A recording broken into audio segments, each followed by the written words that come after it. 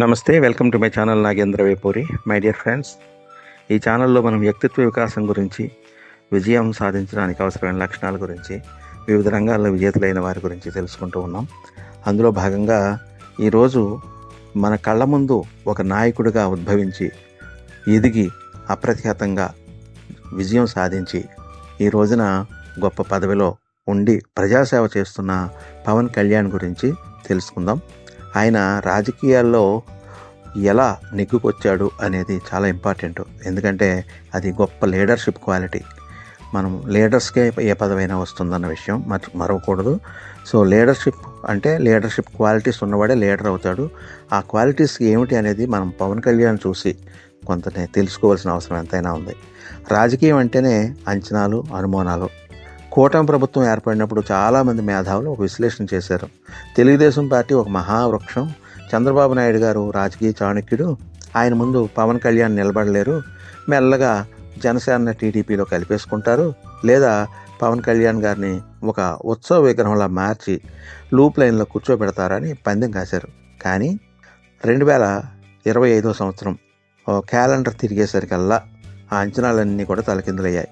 ఓ పక్క చంద్రబాబు గారి అనుభవాన్ని ఉపయోగించుకుంటూనే, గౌరవిస్తూనే, మరో పక్క తనదైన ఉనికిని, తన పార్టీ స్వతంత్రతని పవన్ కళ్యాణ్ గారు ఎంత బలంగా చాటుకున్నారో ఈ 2025 సంవత్సరం నిరూపించింది. ఆ విమర్శలకి పవన్ కళ్యాణ్ గారు 2025లో ఇలాంటి నిశ్శబ్దంగా ఇచ్చిన సమాధానం ఎలా ఉందంటే, ఒకటి, నిధుల వరద అంటే సంతకం యొక్క పవర్ ఏంటో తెలియజేసింది. ఉప ముఖ్యమంత్రి పదవి అలంకారప్రాయం అవుతుందన్న వారికి పల్లె పండుగ ఒక చెంపపెట్టు.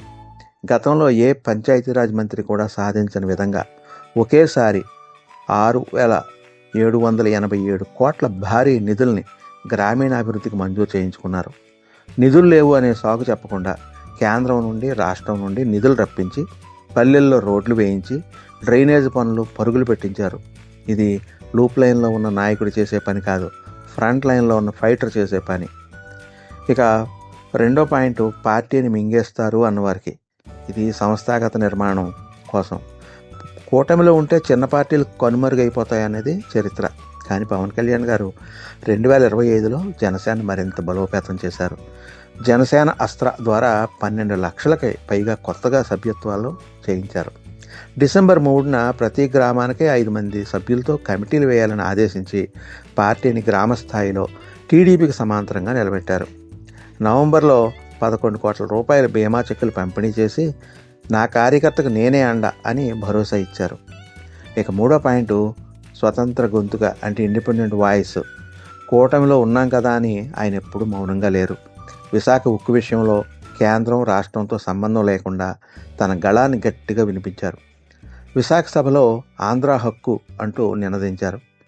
ఇక సనాతన ధర్మ పరిరక్షణ కోసం నరసింహ వారాహి గణం వంటి విభాగాన్ని ఏర్పాటు చేసి తన భావజాలం ఎవరికి తల వంచదని స్పష్టం చేశారు. ఇక పాలకుడిగా పవన్ కళ్యాణ్ తనదైన ముద్ర వేశారనమాట. చంద్రబాబు గారి మార్కు పాలన ఒకవైపు ఉంటే, పవన్ కళ్యాణ్ గారు తన శాఖల్లో తనదైన మార్కును క్రియేట్ చేశారు.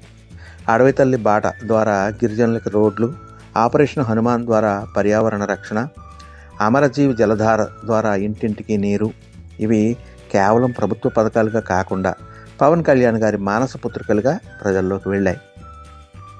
ఇక ఐదో పాయింట్, ఆత్మగౌరవ రాజకీయం. అంటే డిసెంబర్ 22న మంగళగిరిలో జరిగిన సమావేశం దీనికి పరాకాష్ట.